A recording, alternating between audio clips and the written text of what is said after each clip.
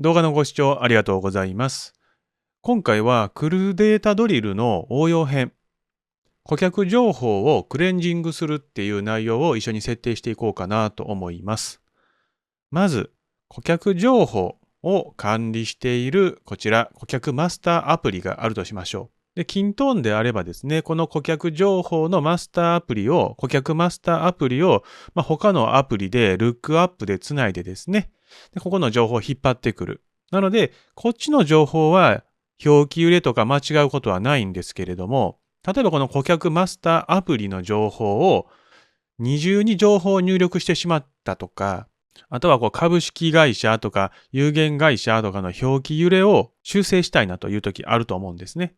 でそれを一個一個やっていくと大変なので、今回はクルーデータを使って株式会社有限会社の表記揺れを修正して出力する。さらに重複した顧客情報があれば、登録日が新しいレコードを残して古いレコードを削除して出力する。この2つをクルーデータで自動化していこうかなと思います。ドリルの一番下に行っていただくと、サンプルファイルのダウンロードが可能となっております。こちらですね、今回設定するアプリのテンプレート、さらに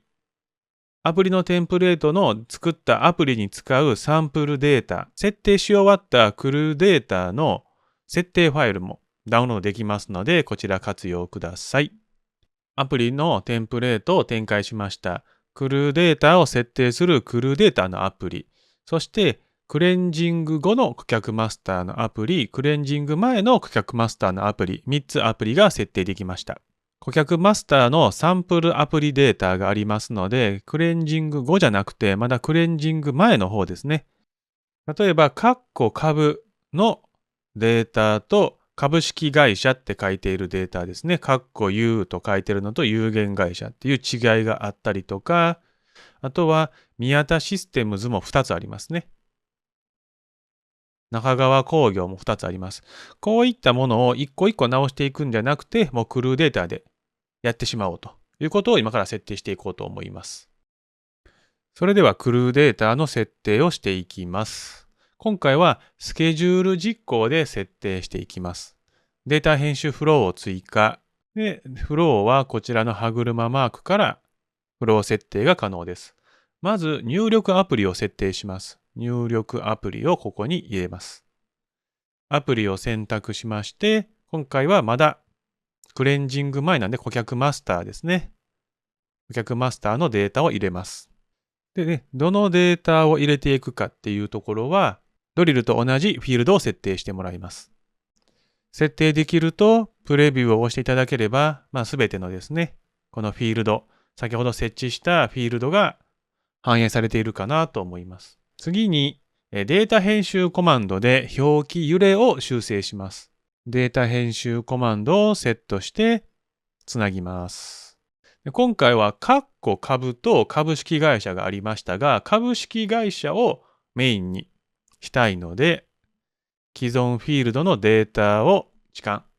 編集方法を数式。で、こちらで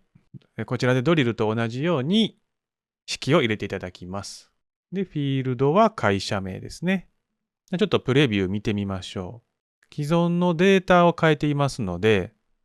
ここ会社名ですね。ここ見てもらったらわかるんですけど、株Kintone総家。ここが株式会社に変わってるかなと思います。ここのタイミングで、株のものを全部株式会社に表記揺れを変更していると。でもう一度データ編集を置いてですね、つなぎます。有限会社の方も表記揺れ修正したいので、同じような形で設定をしていきます。じゃあ確認してみましょう。プレビューでまだここですね、12番目、有限会社に変わってますね。これで、株、U の表記揺れっていうのが修正できたかなと思います。これでもね、いいんですけれども、例えば重複禁止。で、Kintoneの場合は重複したものを登録できないように設定するってこともできるんですけれども、その設定をしていなかったアプリというのもあると思うんですね。途中からね、やろうとすると、やっぱしここのね、重複している部分を削除しないといけないんですね。なので、このクルーデータの後にですね、重複禁止をすることはできるかなと思いますが、今すでにね、重複してますので、ここをね、修正していこうかなと思います。レコードの操作のところに重複の削除というものがあります。こちらをつないでいただきまして、会社名で相当登録日。この設定にしていただきますと、宮田システムが7番と、そして13番にあるかなと思いますが、重複削除をした結果、7番で13番のところがね、なくなってるかなと思います。これで重複の削除もできました。最後に出力アプリをセットします。出力アプリは別のアプリなので、クレンジング後のアプリに持っていきます。で今回は新しいアプリなので、更新とか追加ではないので、再生成ですね。すべてを、出力アプリに存在するすべてのレコードを削除してデータ編集フローの結果をデータで出力しますという形になっています。